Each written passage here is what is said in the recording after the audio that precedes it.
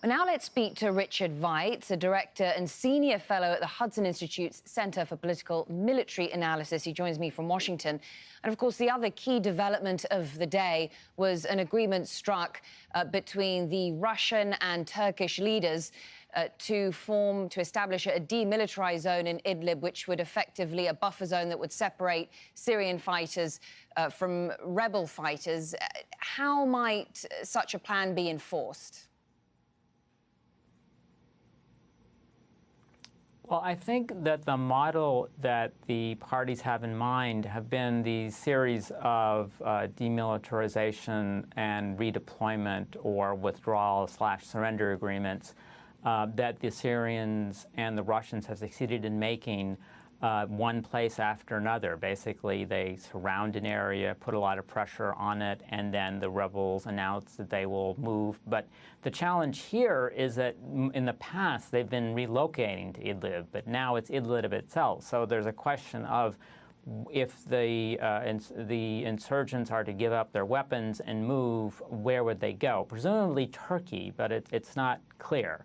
More generally, it's a very clever, I think, tactical move on the part of the Russians, and so this will probably help them with Turkey going forward. But the other interesting thing is there was no evident Syrian government or Iranian input into the process. I think the Russians and Turks appear to have decided this by themselves. And so, does this, for now, perhaps lessen the prospect of a humanitarian crisis in Idlib? We know that there are jihadi groups, thousands of jihadi fighters there in the region, but of course you also have around 3 million Syrians also residing in the area. For the short term to medium term, can we be sure that there won't be a military assault?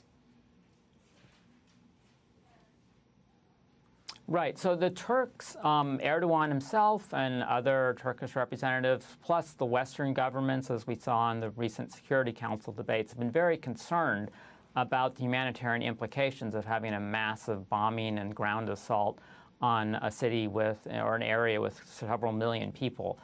This would appear to offer a way to prevent that, or at least postpone it. So if the agreement works as with the other ones and as intended, what would happen was the jihadis and other groups in Idlib would surrender their weapons and either reincorporate into the Syrian government's forces, which is very unlikely, or withdraw or scatter or something.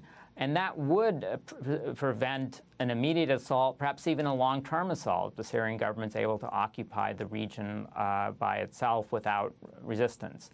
But the challenge here is that, again, since we've been moving these people to Idlib, and now where are we going to put them? It's not clear if how many of these groups are going to resist it. Some of them are under the influence of the Syrian, the Turkish government, but others are not. So there may still be fighting. And then if it breaks down, the question is, will the Russians point to this and say, look, we tried, we weren't able to reach an agreement, so we can go ahead with the offensive, or will there be some other kind of solution?